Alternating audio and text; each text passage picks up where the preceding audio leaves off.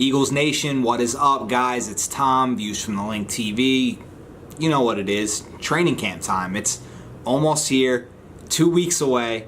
So on Weekly Chirp this week, I'm going to give you guys something a little different. I'm going to have a theme because there's not really much news. So I'm going to give you the top 5 guys that I'm excited for on the offensive side of the ball going into training camp to watch, to see how things go with them, to see into preseason how they play, and just how they're developing as, whether it's a rookie, whether it's a veteran guy who hasn't been here, or a guy that has been here since last year and is still developing and you want to see the next year from that guy. I'm going to tell you my 5.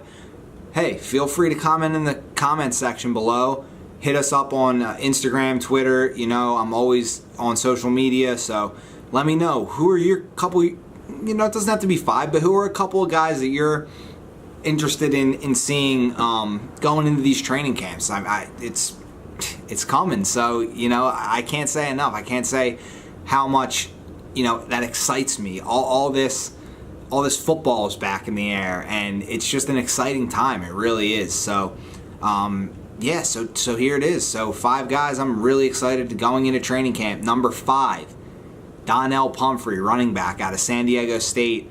He is a rookie, and as an Aztec, he was explosive.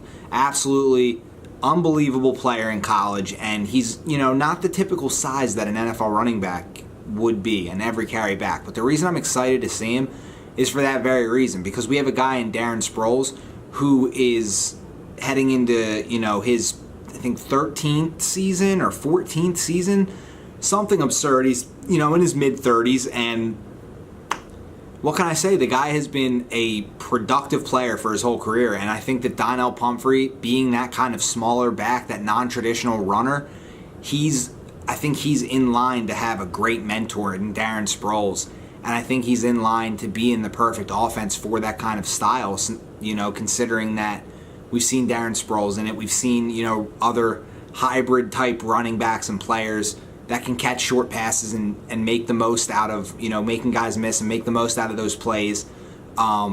We've seen that in West Coast offenses. We've seen that the short throw can replace the run at times, and we know screens and short passes are things that you do to set up your intermediate and long game. So those things really keep defenses honest. When you can just dump the ball off and the guy is a threat, you have to be worried about that. And I think that Donnell Pumphrey can be that. And not to mention, this guy is a special teams guy, and I really want to see if they use him as a special teams guy, a kick returner, punt returner. I think he has those abilities, and when you watch, a guy with that kind of quickness, that kind of shiftiness, in open space, he can be a threat. And I think that when you put him on the field, whether it's punt return, whether it's kick return, whether it's in the slot, whether it's lining up in the backfield with another running back, solo in the backfield, I think that he can be a threat anytime you see him. And maybe not as a rookie, but that's why I'm really interested in seeing how ready he looks in training camp and in preseason. And, you obviously have to take those things with a grain of salt as far as performance, because you never know what can change from, a good preseason performance. But I think that will really, I think that preseason really can gauge how NFL ready a player is, if you're looking for the right things. And I think that Pumphrey's going to have a really good chance to see if he can handle, making plays. And maybe he does get a couple early reps in packages. That's another thing to look out for. So watching how much they use him as a rookie is really going to be interesting. So he's my 5th guy. My 4th guy is another rookie out of North Carolina, Mac Hollins. This guy is 6'4" with an 80-inch wingspan. Now, some might say, size, that's one thing, but it's skill and work ethic. And I think that when you look at Mac Hollins, you see that. You see work ethic. This is a guy that never was handed anything. He was a walk-on at North Carolina, and he had a great career there, but it started as a special teams guy because he had to be putting in more effort than other guys. He had to be the guy to outwork everybody because this guy was a walk-on. He wasn't on a scholarship. He wasn't, he wasn't he wasn't a recruited guy that they brought in that they rolled the red carpet out for. This is a guy that walked onto their field and had to earn every single inch of respect and snaps and all that. He had to do all that. So to think that he'll come in the NFL and he'll slack for a second, I just don't see it. I think he's a guy that's going to put his nose in the dirt and really get to it, keeping that playbook, keeping the film room, keep on the field, getting his body in better shape, understanding, getting chemistry with Wentz. He was in Fargo with the receivers, North Dakota with Carson Wentz, getting that chemistry down. So I think a lot of people are really already impressed with how much he already looks like he can maybe make a couple plays. So it's really going to be interesting to see, just as a rookie, how much they're willing to bank on him to make big plays, and see how, if he can develop good chemistry with Wentz, he could really be in line for snaps. But all of a sudden it's a crowded receiver room, and I think that's going to bring the best out in these guys. I think the competition is something that you can bank on bringing the best out in guys, and at the end of the day, that's really what you look for at any position group. And I think with wide receiver, you really see that. And sticking with wide receiver, my number 3 guy is Nelson Agholor. On the team for the last 2 years after his rookie season in 2015, and 2016 was rough. And you don't even want to talk about those things, the past. It's just not relevant anymore. It's thrown out. It's in the past. 26 starts under his belt, and guess what? Not one of them matters right now. And I think that's finally what he's understanding, is that you just need to be a better player every day. You need to go out, you need to work, and you have the confidence that you can get better. You need to go that extra mile, go to your quarterback, work with your quarterback. And I think that having a quarterback like Wentz, a young guy, that's gonna really demand the most out of his players. And I think that he's going to expect greatness every day on the practice field, whether it's in the film room, whether it's working out in t-shirts and shorts out in Fargo, North Dakota. He's going to demand that everybody, takes it seriously, and I think that that's a culture that you need on offense in order to be successful. And I just don't think that we had that kind of leadership and culture, and I think that paired with, some of the new receivers that we brought in here into Philadelphia, in, the veteran guys, I think they'll give Nelson some confidence. And Nelson's game speaks for itself. He's quick. He just has a problem catching the football, and I think it's a mental thing, and I think it's, that it takes a little bit of maturing, but this guy has the physical tools to be an explosive player lined up, whether he's outside in the slot. It doesn't really matter. He's got physical ability, and he's gotten open before, he's beat his guy before, he's made some plays. So he just has to put it all together, and it's not all on him anymore. So I believe that all of these things are going to really pay dividends at the end of the year for Nelson Agholor. When he looks back, I think he's going to say, wow, I really just, everything came together at the right time. And I think that's what we're going to say as fans as well. And another addition that helps Nelson Agholor is wide receivers coach Mike Groh, who has a relationship with Alshon Jeffery already, and he's going to light a fire. If not, he already has lit a fire under Agholor. And I kind of gave it away. My number 2 guy, Alshon Jeffery. Just going to transition right into it. I'm very excited about guys like Matt Collins and Nelson Agholor. Those guys are guys that you can see improve, and you can see them go from their young selves to their older selves. Mac going through his rookie season, rookie camp, and Nelson trying to transition into that everyday professional receiver that we all know he can be. Alshon is what they're all striving to get to. Alshon Jeffery is a guy you bring in because this team needs a big-time receiver, a big-play receiver, someone who can go up and get the ball.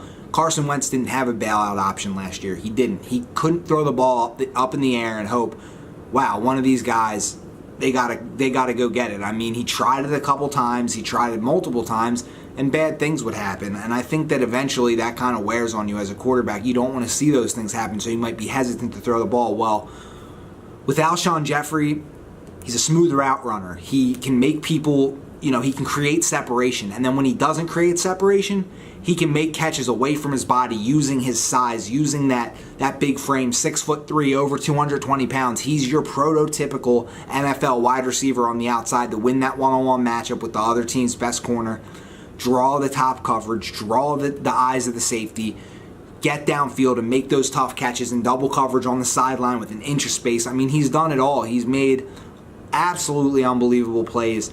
And I think that when you really break it all down. He makes everybody better, and he's like a big brother to these receivers that they all look up to, and they all strive to be that top flight receiver in the NFL. And I think that him and Wentz are going to be out to prove something this year.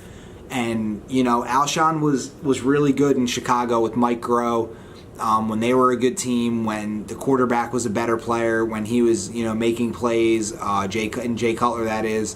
But Jay Cutler, a lot of time, he kind of has those tendencies, the same similar tendencies as Wentz, as scary as that is to say. But they have the tendency to just throw the ball up and let their receiver make a play. And with Alshon Jeffery, that is the perfect type of receiver to have in that kind of style of player in your quarterback. So I really do think that you're going to see this guy make big plays through the air and also yards after catch. He's very underrated in that aspect, and he's underrated in his route running. I mentioned it earlier. I think he's very smooth for a 6'3", 220-pound receiver. The way he moves, the way he can make people miss, the way he can create that separation, especially running that slant route. Big body. It's almost impossible to stop at times, and you really need a lot. You need to get physical with him, and that's what we need. We need to draw that out of the defense. We need to make the defense press us and worry about someone, and that's Alshon Jeffery. It's very, very crucial to have that top receiver, and I think Wentz knows that, and I think the coaching staff knew that. I think Howie Roseman knew that, and they went out and got him, and I cannot wait to see them build that chemistry. And that brings me to my last guy, which is probably pretty obvious at this point. It's Carson Wentz, the quarterback of the Philadelphia Eagles, is heading into his second year, and I think that it is worlds different from last year. If you read my article, Rookie Blur, on my blog, viewsfromthelink.wordpress.com. Check it out on Twitter. Whatever the case may be, it really outlines the timeline of Carson Wentz's rookie year, from being a third stringer in OTAs all the way through getting hurt in August, and then 8 days before the season, he's named the starting quarterback. Didn't even really play a lot in August because of the broken ribs that he sustained in his only preseason game. All these things happening. No one expected him to play, and then boom, next thing you know, he's a starter. And now you're going to go play with, receivers that, were underdeveloped and things like that. I talk about all that in my article. It's a huge difference from that. And then also, even, I didn't mention this, but in college, this guy was hurt his last year that he played, his senior year. And he played till week 3, he got hurt, and then he came back for his bowl game.